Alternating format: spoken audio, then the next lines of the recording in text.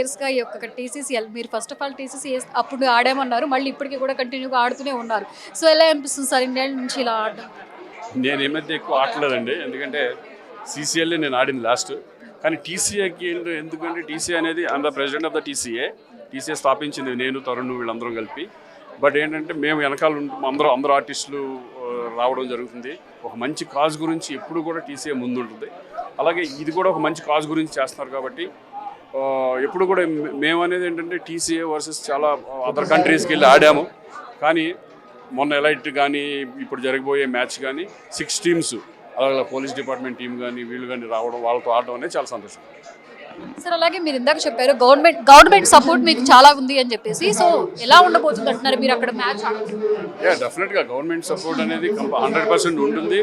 ఎప్పుడు కూడా వాళ్ళ సపోర్ట్ లేకపోతే మ్యాచ్లు ఏవి జరగవు జనరల్గా. ఇప్పుడు ఎందుకంటే గ్రౌండ్ గారి నుంచి అక్కడ సెక్యూరిటీ గారి నుంచి వాళ్ళ సపోర్ట్ అనేది ఎక్కడ ఆడినా సరే. మొన్న మేము ఉప్పల్ స్టేడియంలో ఆడినప్పుడు ఇక్కడ గవర్నమెంట్ కానీ ఇప్పుడు అక్కడికి వెళ్తున్నప్పుడు ఏపీ గవర్నమెంట్ కానీ వీళ్ళందరూ కూడా ఇప్పుడు లోకేష్ గారు ఎస్పెషల్లీ గంటా శ్రీనివాసరావు గారు అక్కడ ఆ లోకల్ ఎమ్మెల్యే, ఆయన సపోర్ట్ అనేది మాకు చాలా ఎక్కువగా ఉంది. డెఫినెట్గా ఒక మంచి కాజ్ గురించి ఆడుతున్నాం కాబట్టి అందరి సపోర్ట్ కావాలి, అందరి సపోర్ట్ ఉంటుందని అనుకుంటున్నాను. ఫైనల్గా శ్రీకాంత్ గారు మొత్తం ఎన్ని టీములు పార్టిసిపేట్ చేస్తున్నాయి? డేట్ ఎప్పుడండి? ఇది యాక్చువల్గా ఫిబ్రవరి 28th, అలాగే మార్చి 1st మ్యాచెస్ ఉంటాయి. 6 టీమ్స్ పార్టిసిపేట్ చేస్తున్నాయి. 2 టీమ్స్ ఏమో టీవీ ఆర్టిస్టుల టీము, అలాగే టీసీఏ నుంచి మా ఆర్టిస్టుల దగ్గర నుంచి 2 టీంలు, అలాగే కార్పొరేట్ ఒక టీము, పోలీస్ డిపార్ట్మెంట్ ఒక team. Thank you so much Srikanth గారు.